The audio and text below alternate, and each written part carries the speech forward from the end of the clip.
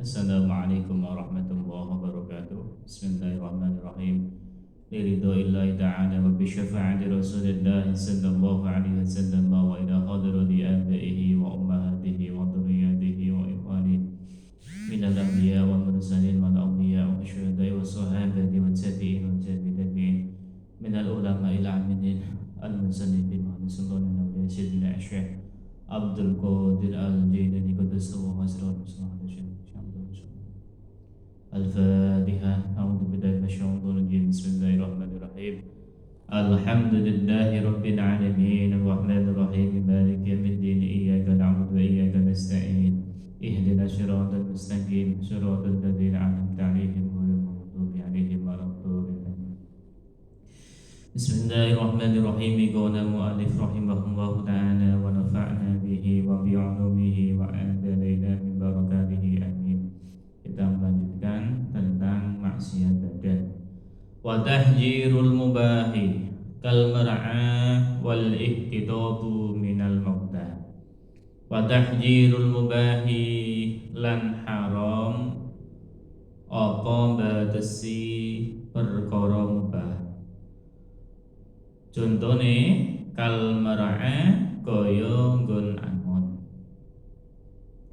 Wal ihtidadu lan luru kayu bakar. Wal ihtidadu lan luru kayu bakar minal mauta sanggeng bumi mati. Wal milhu lan batasi uyah min ma'danihi sanggeng sumberane uyah yaitu laut. Wanadaini lan batasi mata uang loro yaitu emas dan perak. Wa ghairihima lan liyane nakdaini. Wal ma'u lan batasi banyu syurbi krana minum minal mustahlabi sanggeng panggonan kang den sulayake. Termasuk maksiat badan berikutnya adalah tahjirul mubah, yaitu pembatasan terhadap sesuatu yang hukumnya mubah, boleh digunakan secara umum. Sebagaimana contohnya di sini adalah kalmara'ah, yaitu membatasi tempat pengembala bagi seorang pengembala. Misalkan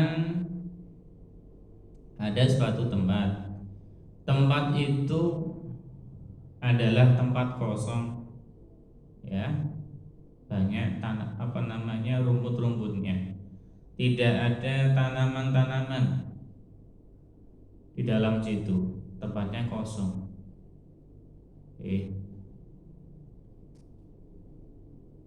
Nah, kemudian dalam kasus ini ada seseorang bukan termasuk orang yang memiliki hak dari daerah itu, dia membatasi bahwa dilarang untuk mengembala di tempat ini, atau di situ tempat ini hanya boleh digembalakan, tetapi hanya hari tertentu, misalkan hanya hari Ahad misalkan. Ini tidak boleh. Kenapa? Melihat lahannya tadi adalah kosong. Ini beda kasusnya ketika di situ adalah misalkan di tempat itu ditanami padi, polo hijau dan yang lainnya. Kemudian ada seorang pengembala, dia mengembalakan kambingnya di situ, ini tidak boleh, karena itu adalah milik orang lain. Wal ihtidadu minal mauta. Berikutnya termasuk maksiat badan adalah yaitu mencari kayu bakar, membatasi pencarian kayu bakar di bumi yang mati. Bumi mati ini adalah bumi yang di situ tidak ada yang mengelola, tidak bisa dikelola ini, karena di situ masih berupa alas berantara, atau di situ tidak ada satupun misalkan tanaman yang hidup gitu ya. Nah ini Contohnya di situ tadi adalah di alas berantara, yang di situ tidak ada yang memiliki secara khusus, tidak ada. Yang ada di situ ya apa namanya, pemerintah, karena di situ termasuk bagian wilayah daripada pemerintah. Jadi mengambil kayu bakar di bumi yang mati itu ini kan boleh. Maka ketika di situ ada orang yang di situ melarang atau mencegah atau membatasi, maka di situ termasuk bagian daripada maksiat. Ini beda kasusnya ketika di situ apa namanya, adanya pohon-pohon yang di situ memang betul-betul ditanam. Misalkan ada seorang petani, dia bercocok tanam ya, menanam pohon jati. Kemudian pohon jati tadi ini di apa namanya, ditebasi, diratakan, diambilin kayu-kayunya. Ini tidak boleh. Tapi kalau dalam kasus bumi mati ya ini ya boleh. Wa milhu min ma'danihi, kemudian membatasi pengambilan garam dari tempatnya. Yang namanya garam itu bahannya adalah air laut ya.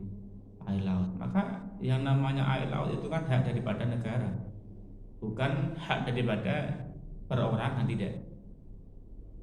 Maka ketika di situ kok ada tiba-tiba ada seorang yang mengatakan, oh ini adalah punya saya, wilayah saya, misalkan ya, laut menjadi wilayah perorangan. Nah, sehingga orang yang hendak mengambil air itu untuk dijadikan garam dilarang. Ini tidak boleh. Nah, kecuali ketika di situ memang sudah menjadi garam, kemudian ada orang mengambilnya, ya tidak boleh karena sudah milik seseorang, karena ada usaha tadi untuk menjadikan garam. Wanakdaini wa ghairihima, kemudian membatasi fungsi daripada uang. Yang namanya uang itu kan merupakan alat tukar suatu barang.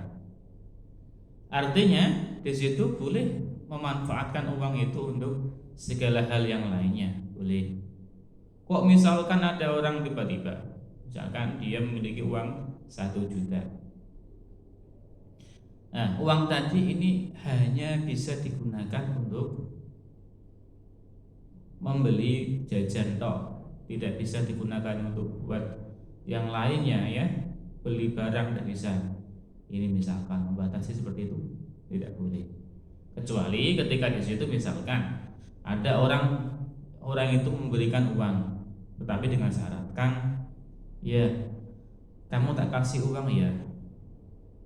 Oh iya, berapa Kang? 1 juta. Tapi ada syaratnya. Apa syaratnya? Syaratnya kamu hanya menggunakan uang ini untuk membeli motor. Untuk membeli motor. Ada syaratnya. Jadi dalam pemberian tadi ada syaratnya.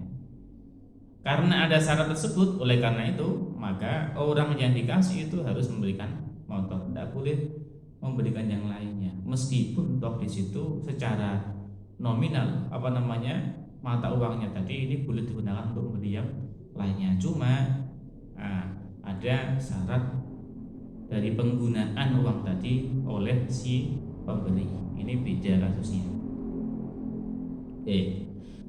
Berikutnya, wal ma'ul syurbi, kemudian membatasi adanya air ini hanya digunakan untuk mandi, untuk minum ya, untuk minum. Yang namanya air itu kan multifungsi, bisa digunakan untuk air minum, bisa digunakan untuk mencuci baju, mencuci motor, untuk mandi sendiri, itu kan secara umum. Kok misalkan ada orang di situ apa namanya, dia melarang ketika air itu digunakan untuk yang lainnya, ya ini juga tidak boleh. Wasti'maluhu, lan oleh gunakake uang al-luqata ing barang temuan, qabla ta'rifi ing dalam sadurunge ngumumake, isyurutihi kelawan pira-pira syarat ta'rif. Wal julusu lan lungguh ma'a musyahadatil mungkari ing dalem sartane ningali kemungkaran, ing dalem nalikane ing dalem sartane ningali kemungkaran ila idza lam yu'dar, ing dalem nalikane ora ana udzur. Kemudian termasuk daripada maksiat pada berikutnya adalah menggunakan barang temuan sebelum diumumkan.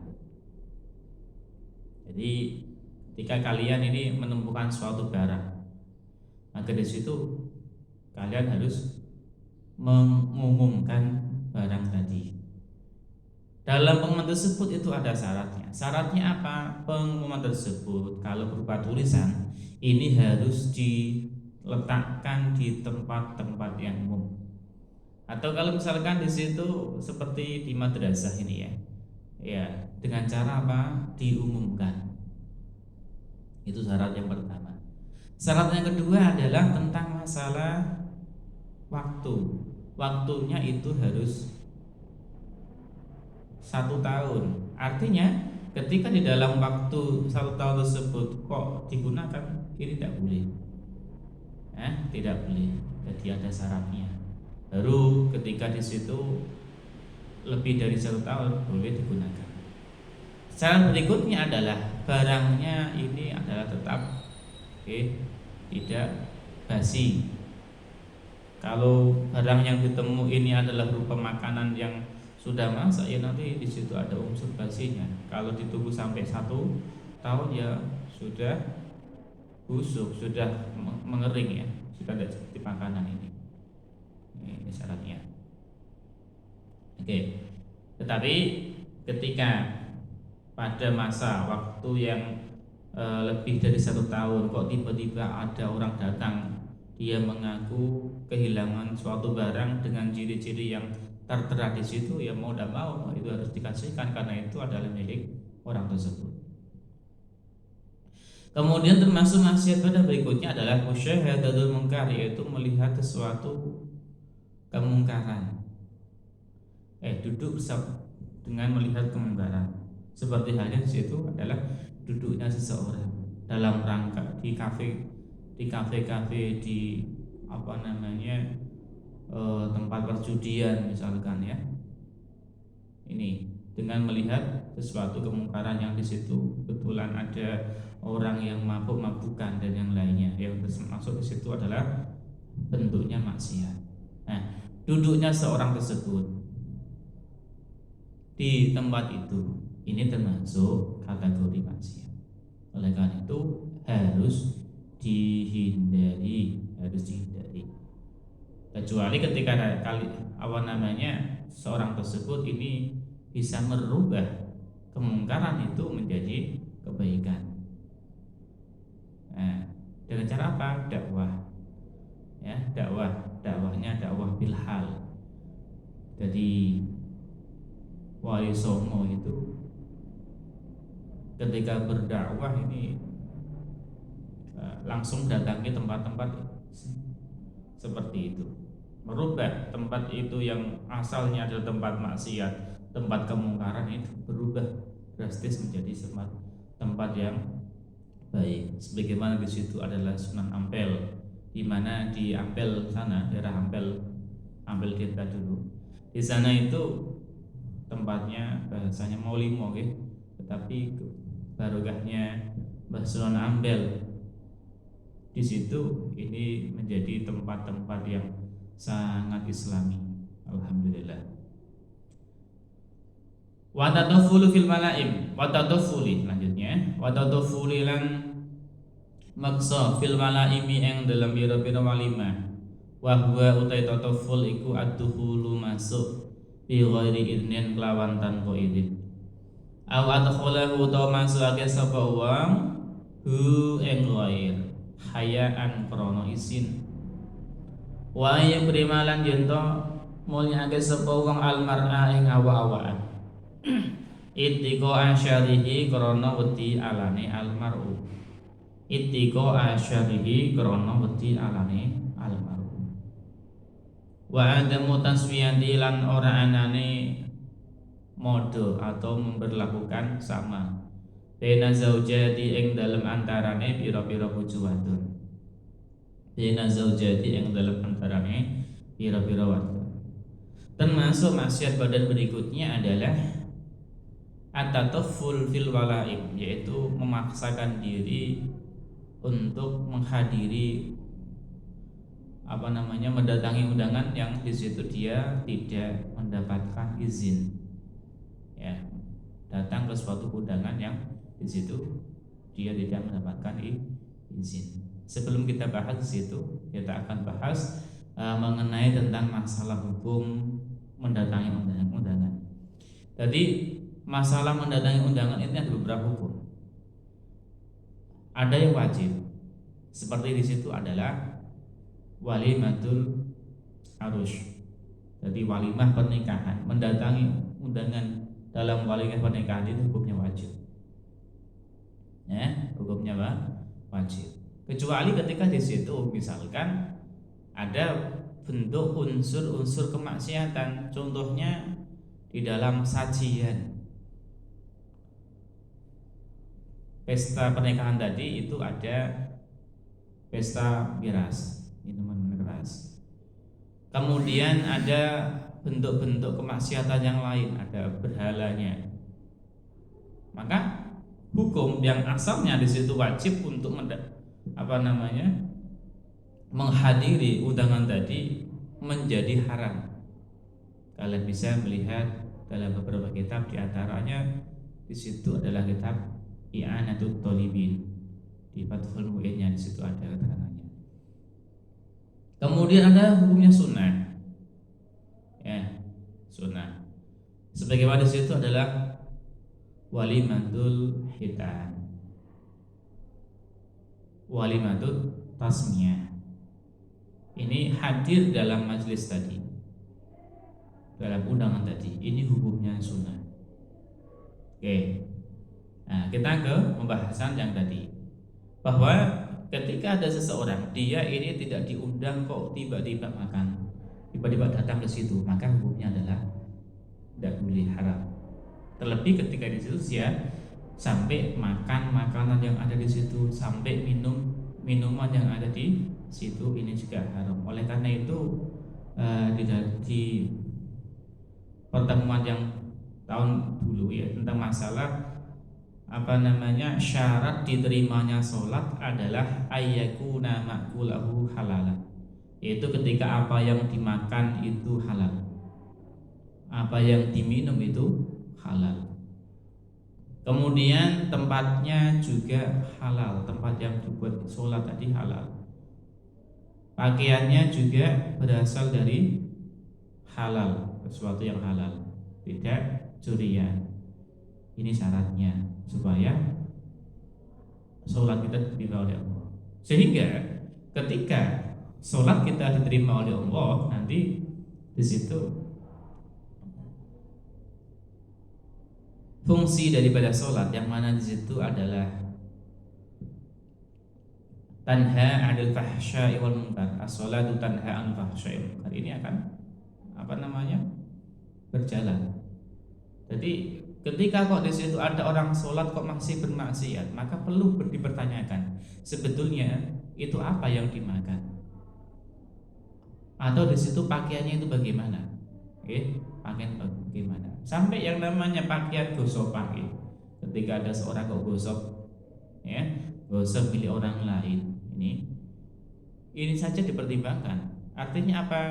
Secara ibadahnya itu sah, cuma dia tidak dapat pahala. Karena apa? Gara-gara gosokan. Kecuali ketika dia ini izin pada pemiliknya, atau ketika di situ misalkan mukena, misalkan sarung yang disediakan di masjid, di musola yang di situ memang betul-betul untuk umum. Ini beda kasusnya. Awadholahu hayaan, atau di situ karena memasukkannya seseorang dalam walimah tersebut karena sahibul hajahnya ini merasa malu lantaran di situ yang datang adalah orang besar, Jadi ada orang yang disitu punya pangkat, dia tidak diundang, kalau tidak dimasukkan dia ini malu, maka di sini juga termasuk bagian daripada maksiat.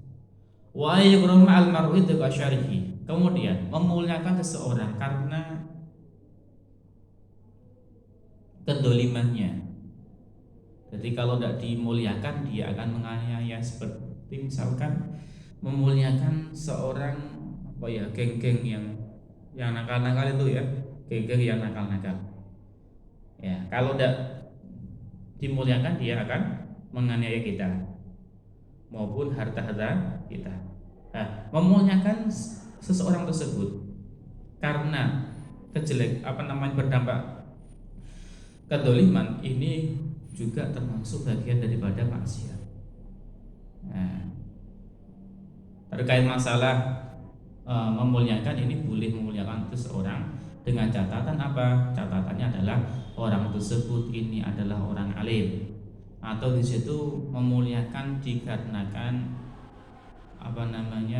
nasabnya, anaknya seorang ulama misalkan, atau di situ memuliakan dikarenakan ada unsur takdim, takdim karena jabatan yang ini boleh. Yang terakhir adalah wa adamu taswiyati baina zaujati, yaitu tidak berbuat adil terhadap istri-istri. Jadi ketika ada seorang suami, dia ini kebetulan nikah melebihi satu, ini harus berbuat adil. Adil ini bukan hanya segi materi adil ini bukan hanya segi materi. Misalkan dikasih istrinya dikasih jatah 1 bulannya 10 juta misalkan, tidak cukup itu, tapi juga adalah dalam hal yang lainnya. Oleh karena itu Allah Subhanahu wa taala dalam firman-Nya itu fa'il lam ta'dilu fawahidah. Jadi boleh menikah lebih dari 1 sampai 4 batasannya. Tetapi di situ Allah menekankan lagi, yaitu fa'il lam ta'dilu fawahidah. Ketika kalian tidak bisa berbuat adil, maka nikahilah 1. Kenapa? Untuk berbuat adil itu sangat susah banget. Summa qala wa khurujul mar'ati wallahu a'lam. Assalamualaikum warahmatullahi wabarakatuh.